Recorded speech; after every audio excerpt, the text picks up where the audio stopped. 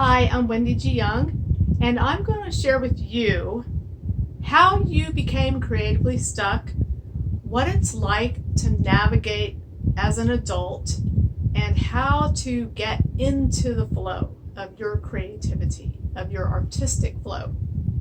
So, you probably became stuck early in your life, like in childhood. At some point, you had this creative desire. You wanted to paint or draw or any number of other artistic endeavors. And somehow you were discouraged. Could have been a teacher, a parent, a sibling, a cousin, a friend, somebody you didn't even know. Somebody discouraged you, maybe said that your art wasn't good enough and you believed it. And maybe you were laughed at. And it's possible that you were told that you couldn't afford it, or you had excessive chores to do. So at some point, you started to doubt your abilities, and you ended up just forgetting about it. You buried these desires, and you almost didn't even think about it anymore. It became part of your past dreams. So you buried your dreams.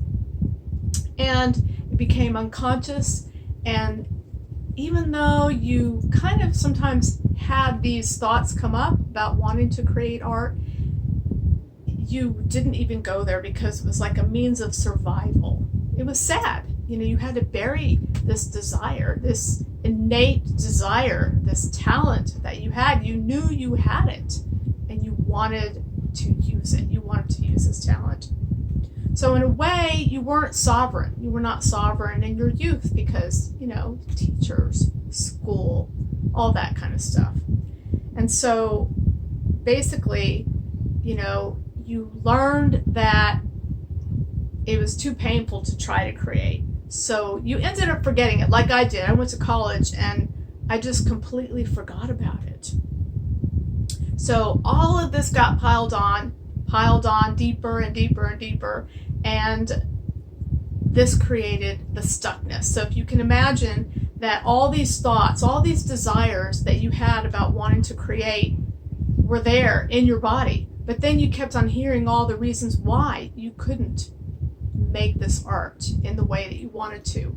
And so you started to believe it, and so all that stuff got piled on. So it's like, imagine they all got piled into this knot of all the desires and all the reasons you can't do it, and all stuck together.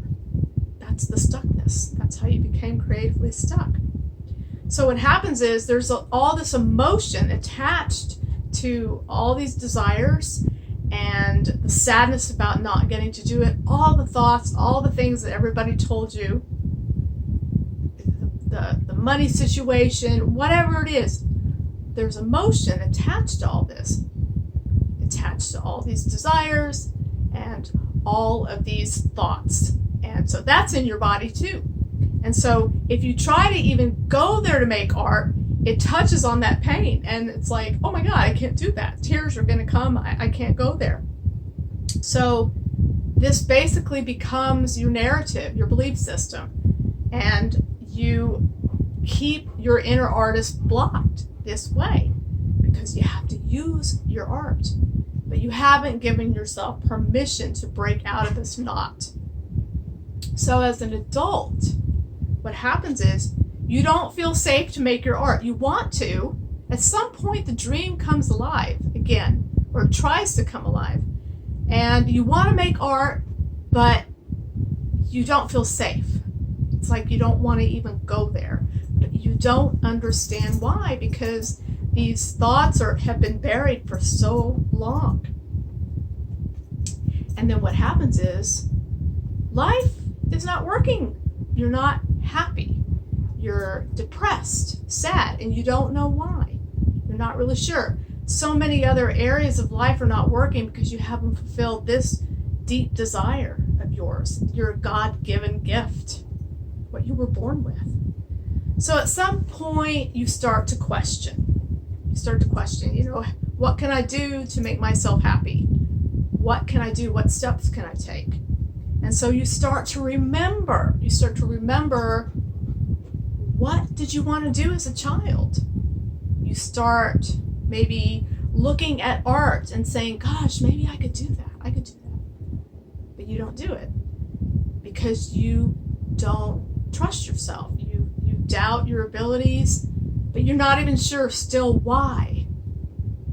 So, but that inner artist is knocking on your door. It did for me for a long time, very long time. And so the question is, are you going to answer it? Or are you just going to say, no, I can't do it. I did that. I did all of this. Everything that I'm sharing with you, I did all of this. But it's all in your response. How you move forward is all in your response. You start to tell yourself, no, can't answer the door because I'm not creative. I'm not good enough. You might tear up your art if you even start to make anything. You wouldn't dare share it with anybody. You compare your art to others. No, my art's not good enough. She's a real artist, he's a real artist, but I'm not. I only make art like sometimes when I feel inspired. So, it's almost like you've put the brakes on. You feel broken, you've put the brakes on your art. And sometimes there's long breaks in between your art. And maybe one piece of art, and then several months, and then another piece of art. Or maybe you don't finish your art. Again, I've done all of this. I understand it. So it's so easy to deny that artist because it's not normal. It became part of our belief system a long time ago that it's not okay to be the artist. It's not okay to make art. It's not okay to shine with our art because maybe our cousin was the real artist in the family, or maybe, your sister or your friend. They were the one who shined all the time. So you couldn't do that. You couldn't do that. At least you thought you couldn't do it. But you try a little bit. You're a closet artist. Nobody even knows. Or you might share something, ask your friend, and your friend will say it's great, or maybe your friend won't like it. It just depends. So, it's about finding your own sovereignty. It's about going within and being strong in that area and allowing yourself to be that artist, the artist that you know that you are inside. So what you have to do is you have to remember what it is that you wanted to do. That's my dog. You have to remember why you wanted to be an artist. Is there something you wanted to do with it? Did you want to paint and sell your paintings in art galleries? Did you want to give away your art? Did you want to make greeting cards or maybe design clothing? And here comes my dog. So you want to get to the bottom of the story. The story is in your body, in your core, in the core of your body. And so you want to get there and remember and just break apart the story that you've been telling yourself. So, what is the real truth?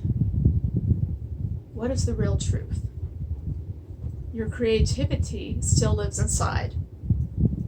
Your supplies in your art studio are waiting for you, and your inner artist is begging you. You really, really want to make the art, but you just haven't said yes quite yet.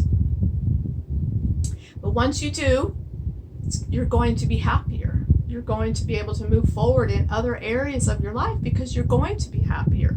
Other people are going to notice the change in you. You might even feel healthier. You might sleep better. You might go out with friends more. You might even create a new business. So the important thing is that you have to claim it. You have to make the choice. You have to claim it. You have to go inside and claim that gem. You need to be able to give that gift to who you are, to your inner child, who is your inner artist, actually. So once you claim it and you use it and you love it, like I love my dog, then you get to celebrate you and you get to grow. This is personal growth. Making art, being the artist that you are, is personal growth. And when you become that artist that you always wanted, you're not only are you making the art, doing something with it in whatever way that you choose, you're growing. This is your personal growth journey. So, you can go to therapy, to find your happiness, and you can find your happiness through art, through whatever your art is. There's so many kinds of art. We won't get into that today. So how do you move into your creativity and your artistic flow? You make your art. Make your art. Even if it's 10 minutes a day. It could be 10 minutes, it could be 30 minutes, it could be in the morning, it could be in the evening. The idea is to get into that flow and develop that muscle so that you feel comfortable doing it. So it becomes part of you, part of who you are, like brushing your hair, maybe, or walking your dog if you have a dog. So basically what you're doing is you're giving yourself the permission. Permission is the catalyst. It's the catalyst for you moving into your artistic flow. And, when we don't make our art, it creates a wound. And so the making of the art heals the wound. The wound that maybe you didn't even know that you had. And when it's healing that wound, it's healing things that you didn't know needed to be healed. So you might experience some emotion when you're making art because you're touching on that pain.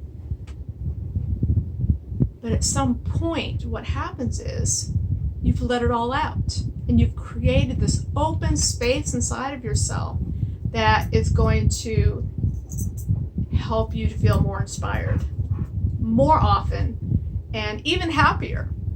And you'll just go deeper and deeper and deeper. And that's kind of the process. It's really, the sky is the limit. It's really about what is it that you want to do with your art. So what do you want to do with your art? Do you need some help? Well, I have created a system. It's my Awaken the Artist system based on my 7 pathways. And I help my clients walk these pathways with the processes along the way. And I have an online school, and I also do private one-on-one coaching. So if you resonate with anything that I said, then I would love to hear from you, and we can talk and see how we might be able to work together. So all the details are below, and I look forward to hearing from you. And whatever you do, just be creative. Get in your creative flow. See you next time.